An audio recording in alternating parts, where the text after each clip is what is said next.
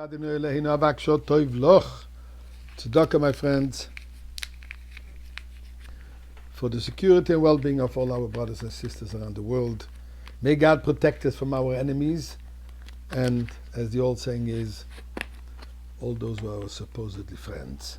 No need to elaborate, we all know what we're talking about. Main thing is that God should protect us, and then we know that we're good. In the beginning of the Parsha of this week, Torah tells us first about the giving of the half coins, and then the Torah says the following: "V'dabar Hashem el Moshe lemor." God said, "V'asiso kiyod ochoshes, v'chanon ochoshes l'rochzo." You should make an urn of copper, a wash basin, to be used for washing, and a base for it from copper. And you should place it in the area between the tent of meeting, between Oyel Moed, Ubein HaMizbeach, and between the altar, and you should put water in there. Now what are you supposed to do with it? Good whole washing system. And Aaron and their sons should wash their hands and their feet. Prior to entering the temple and doing all the special services, before they go in, they have to wash their hands and feet. And if not, says God, serious consequences. If they wash their hands and their feet, then they will not die. But if they don't, and they go to the services with impure hands and feet, they will die. Now, what's the story with this copper of the wash basin? What was it made of? Because it's interesting, the Medrash says, when the women came and brought and offered these copper mirrors, Moshe Rabbeinu was taken back. We don't need mirrors in the temple. What are we going to do with those mirrors? And in fact, the story of those mirrors was they were used in Egypt by the women to entice their husbands to be intimate with them. The husbands came home exhausted, tired, debased, depressed, ridiculed by the Egyptians. And who wanted to form a family? Who was in the mood of creating a new family? So the women, they beautify themselves, and this way they entice the husbands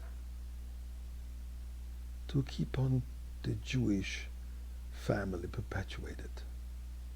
So Moshe Rabbeinu was not appreciative of it.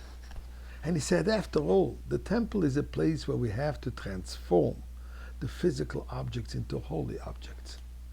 Something which is of such a, let's say, not of the most noble of objects in his eyes, should be used for the temple. And God turned around to Moshe and he said, not only will you use these copper mirrors for the temple, but nobody can enter the temple to do anything before passing and using the key or the wash basin, which you're going to make out of this copper mirrors. You want to live? You're going into the temple for what? To do a service, to connect with Hashem, to bring the sacrifices, the incense, all the different things that was necessary to do in the temple, which is what?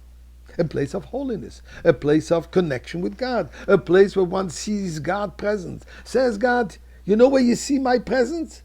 Through those mirrors, through the devout women, who they were,